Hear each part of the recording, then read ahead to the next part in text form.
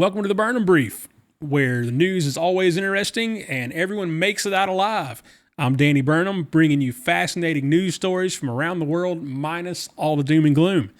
In this episode, we're talking about Chime's debut and the revival of the U.S. IPO market, a special showing of the anniversary of the movie Jaws, Skellatack, not a new video game, but one you've probably never heard of. And there's definitely a dinosaur that you've never heard of that they discovered recently. The UFL is wrapping up their season with a championship game this weekend in St. Louis. Starting from the top in business news, the U.S. IPO market revival gains momentum as Chime soars in its debut. The U.S. initial public offering, or IPO market, is showing strong signs of revival after a sluggish period earlier this year. On Thursday, fintech company Chime made a remarkable debut with its shares surging 59% on the first day of trading. This performance continues a positive trend of new listings, fueling optimism for a sustained recovery in the IPO activity. Industry experts note that Chime's strong performance continues. It could encourage a wave of other companies currently waiting on the sidelines to move forward with their own IPO plans. The remainder of 2025 is expected to see high-profile offerings from companies such as Klarna, Gemini, and Cerebras. That's what we're going with.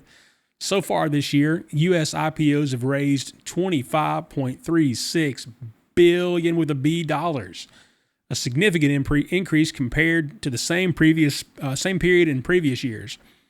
The resurgence comes after a slowdown triggered by tariff threats and global market uncertainty in April. With investor sentiment improving and several successful debuts in recent weeks, analysts believe the IPO market could see even more activity in the second half of the year, particularly from sectors like fintech, healthcare, and digital assets. In entertainment news, NBC is celebrating the 50th anniversary of Jaws with a special 3-hour telecast of the original 1975 film on Friday, June the 20th, starting at 8 p.m. The broadcast will feature new exclusive introduction by director Steven Spielberg himself. This special airing marks exactly 50 years since Jaws premiered in theaters and is part of a broader celebration by NBC Universal. The festivities include, again, the special introduction by Spielberg, a Trouble in the Water collection launching on June 15th on Peacock, streaming all 4 Jaws movies alongside other aquatic-themed films. Maybe we'll see 20,000 Leagues Under the Sea, Creature from the Black Lagoon. I digress.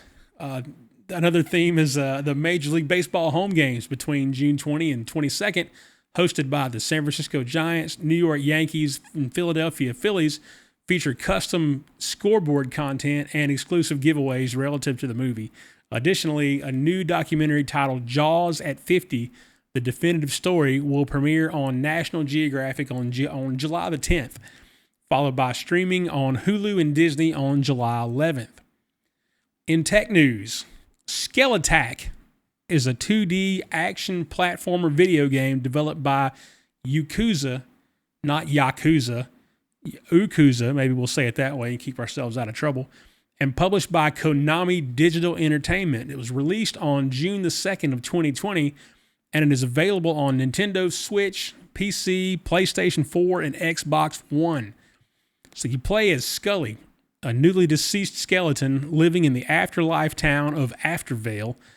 The peace of this underworld is shattered when humans invade, seeking not treasure, but magical artifacts known as the Blue Flame, which is essential for the spirit's continued existence.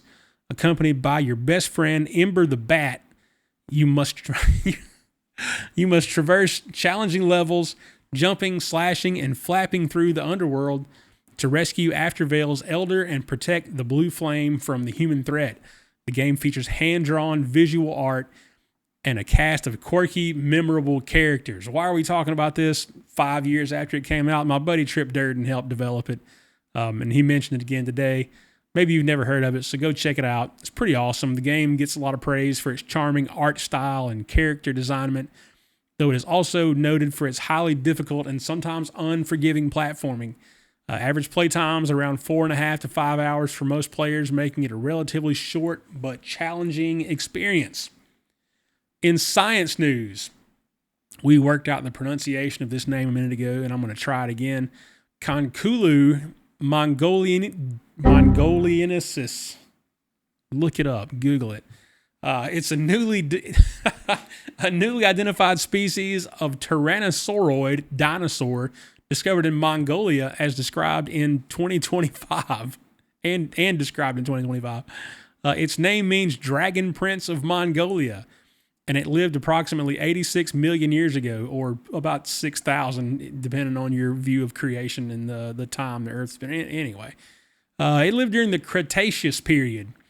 The dinosaur is significant because it is now considered the closest known ancestor to the famous Tyrannosaurus rex, representing a key transitional form in the evolution of small, agile hunters to the colossal apex predator of the late Cretaceous.